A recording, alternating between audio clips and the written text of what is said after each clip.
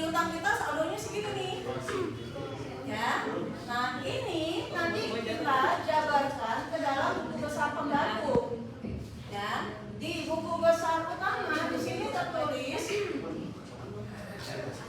Nah, di sini tertulis bahwa piutang kita ada 8.200. Ini terkurai, ya, terkurai ada 4 orang yang 5 orang yang meminjam ke kita. Pertama, piutang PT Jaya. Dari mana kita tahu ini piutang namanya PT Jaya? Itu dari jurnal khusus. Karena di sini tidak kita tulis. Dari jurnal khusus kita baca. Siapa nih ya piutang ini? Ya, masuk ke piutang ini namanya siapa? Jadi untuk posting ke buku besar pembantu, sumbernya dari jurnal khusus juga, bukan dari buku besar utama. Ya, ini juga dari jurnal khusus, ini dari jurnal khusus juga. Tapi kalau ini kita ambil nama umumnya piutang, ya. Tapi kalau yang ini kita ambil nama masing-masing ya. Nah, inilah yang disebut buku besar pembantu. Dia membantu buku besar utamanya. Buku besar utamanya namanya piutang. Maka di sini namanya piutang, tapi ada nama.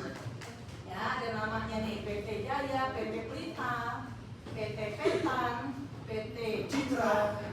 Ya, kita lihat PT Jaya saldonya berapa nih? 200 ya. Nah, kemudian PT Pelita saldonya berapa? Nah, ini semua saldo-saldo kita kumpulin, ya, kita hitung, jumlahkan. Ini dia rekapnya. Jumlahnya harus sama dengan ini, harus sama dengan ini jumlahnya. Karena buku besar pembantu itu membantuin, ya, mengebantuin secara terurai, terinci. Ya, namanya perusahaan dagang kan membeli secara kredit, menjual secara kredit, itu sering. Ya, mungkin satu perusahaan itu membeli ke kita atau kita menjual ke dia, itu secara kreditnya bisa berulang-ulang dan berkali-kali. Sehingga suatu saat orang itu mau membayar, saya datang membayar nih, gitu. Dia nggak perlu nunggu lama-lama. Kita tinggal buka buku besar pembantunya ini. Ya, PT Jaya yang datang, kita lihat buku besar pembantu PT Jaya. Di sini terlihatlah saldo. Oh, dia ngutangnya sisanya segini, tinggal lunasin.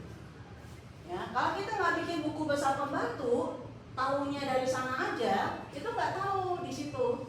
Yang PT Jaya berapa? Ya, yang ini nih nggak ketahuan. PT Pelita berapa? Ya, dan secara rincinya nggak ketahuan. Nah, di perusahaan dagang harus ada buku besar pembantu, ya, yang menunjukkan saldonya sudah terinci. Ya, suatu saat orang itu datang mau melunasi, tinggal kita buka buku besar pembantunya. Ya, nah ini dia rinciannya dari saldo-saldonya 200, 1.000, ini 3.500 dan seterusnya. Pasti jumlahnya sama dengan itu. Itu ya. Nah, itulah tujuannya buku besar pembantu. Ya. Karena layoutnya sama. Caranya juga sama. Debit ketemu debit tambah. Debit ketemu kredit kurang. Kredit ketemu kredit tambah. Itu ya, sama caranya. Cuma selama judulnya PT Jaya, ini datanya PT Jaya. Ini waktu beli tanggal 1 nih dari JJ ya. Nah, terus udah dibayar 800 dari JKM. Ya. Tinggal sisanya 200. Nah, ini belinya tanggal 3. Ya. Kemudian dibayarnya tanggal 16. Tercatat semua. Ini beli belum bayar-bayar nih. Ya. Jadi terlihatlah aktivitas dari masing-masing data ini. Itu ya, bisa dipahami? Tidak sulit untuk buku besar. Nanti kita bisa maju ke KJP.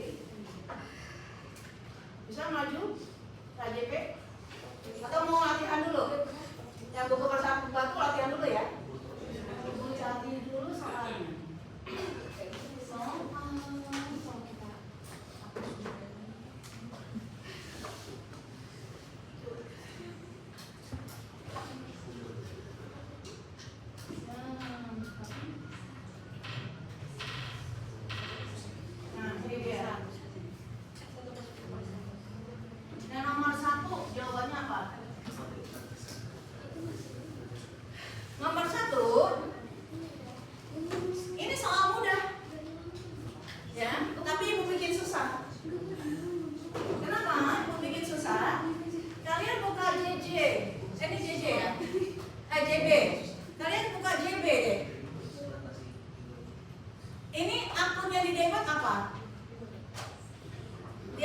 JB yang pernah Ibu kasih.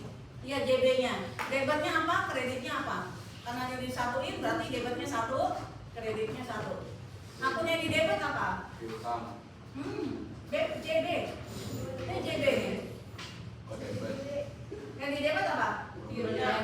Pembelian. Nasabah-nasabahnya nggak diadainya, makanya dia disatuin. Ya. Yang kredit apa? Utang. Jadi pembelian di debit, utang di kredit. Cuma sama Ibu nggak ditampilin di sini. Jadi kalian harus tahu, harus hafal. Ibu tulisnya jumlah. Kalau di sini Ibu tulis pembelian di debit, utang di kredit, maka posting ke buku besarnya pastilah pembelian debit, utang kredit.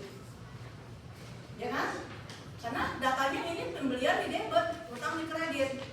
Nah, ini sengaja Ibu nggak tulis. Ya, cuma Ibu tulis jumlah. Nah, instruksinya posting ke buku besar yang benar adalah, nah, kita cari. Karena ini JB, debitnya pembelian, kreditnya utang, maka jawabannya adalah B.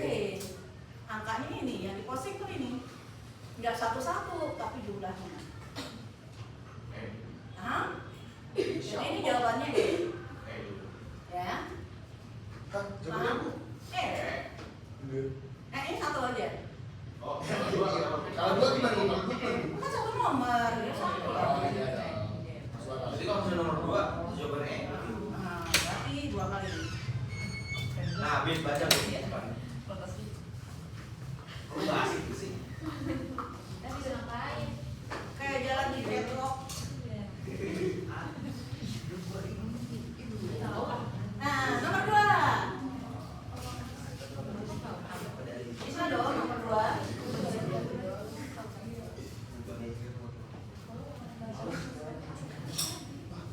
Nomor 2 buku besar pembantu.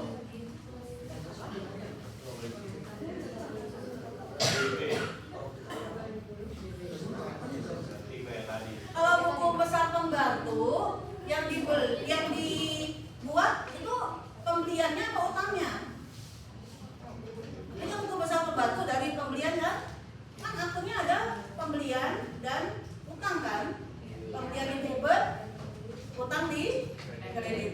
Yang kita buat kalau ini buku besar pembantu, maka yang dibuat adalah akun utang. Karena buku besar pembantu adalah buku pembantu piutang dan buku pembantu utang. Dan persiapan barang dagang tapi jarang. Ya. Nah, berarti yang kita buat adalah buku besar pembantu utang. Lihat tadi posisi utangnya di mana? Kredit. Berarti yang kredit. Mana? Kan pembantu, kalau pembantu ada namanya. Kalau pembantu ada namanya. Kalau ini buku besar utama. Kenapa? Toko agung kenapa salah?